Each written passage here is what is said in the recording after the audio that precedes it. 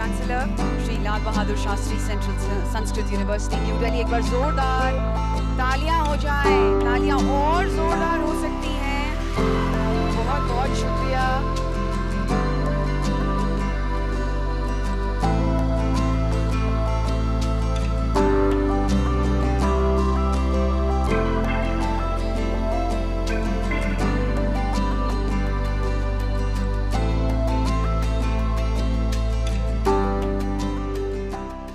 I have the privilege of inviting any educator who would love to talk about learning through innovation and experiential methods.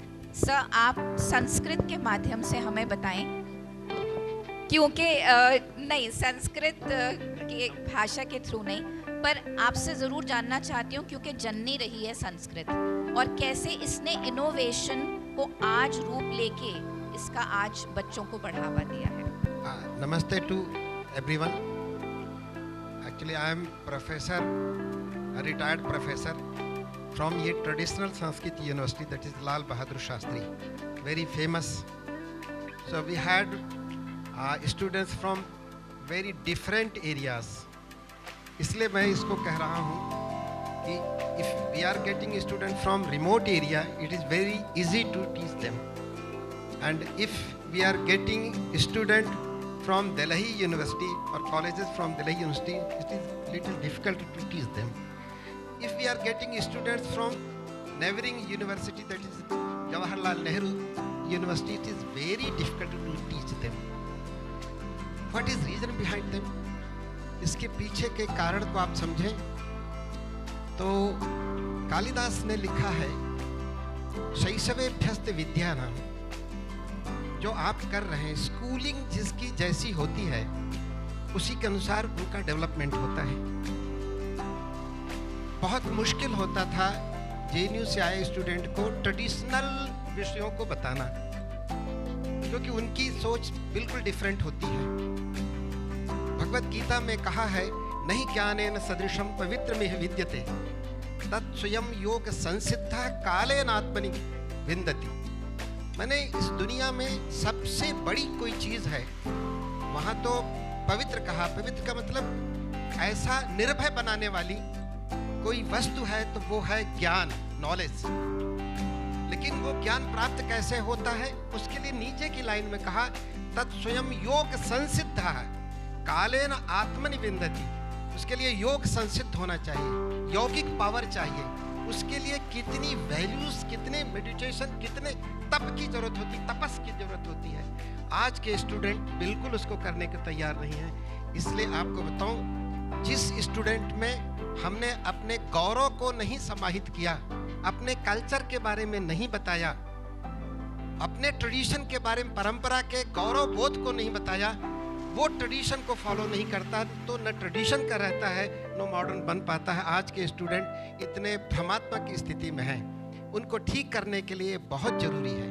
और हमारे यहाँ की शुरू से ही विद्या जो वैदिक परंपरा में रही, ज्ञानम भारह क्रियाम बिना, नॉलेज अगर प्रयोगात्मक नहीं है तो वो जस्ट भार है, ऐसा शुरू में रहा। एक छोटी सी घटना, समय नहीं है मेरे पास, बहुत विषय थे लेकिन छोटी सी बात बताऊंगा।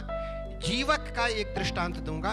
तक्षशिला विश्वविद्यालय के बारे में सब जानते हैं। आयुर्वेद में एक विद्यार्थी सारी कक्षाओं को पास करके जब पास हो जाता है, उत्तीर्ण हो जाता है, गुरु के पास जाता है, गुरु से कहता है कि मेरी शिक्षा पूर्ण हो गई।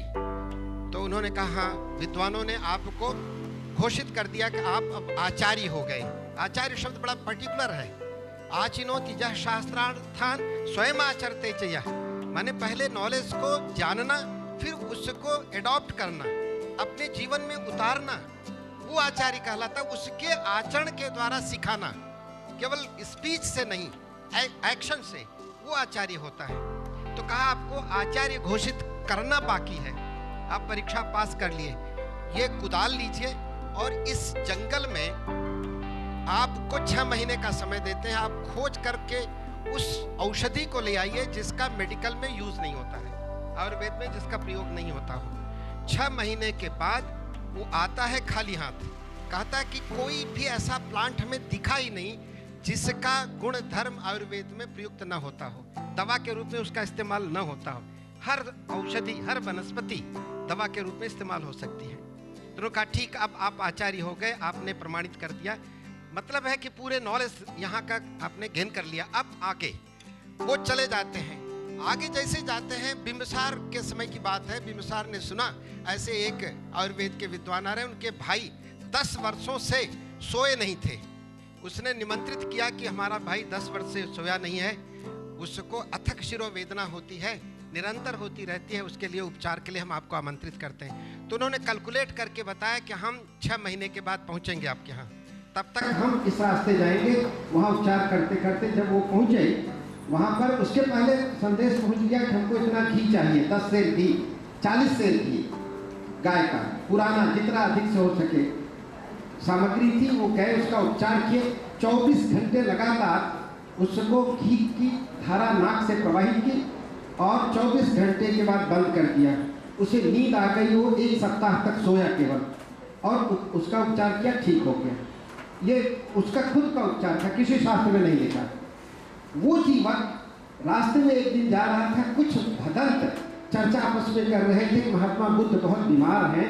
वो सुन गए तो पीछे से दौड़ के उनके पास आए, कहा भदंत की बात कर रहे थे, क्या बात है?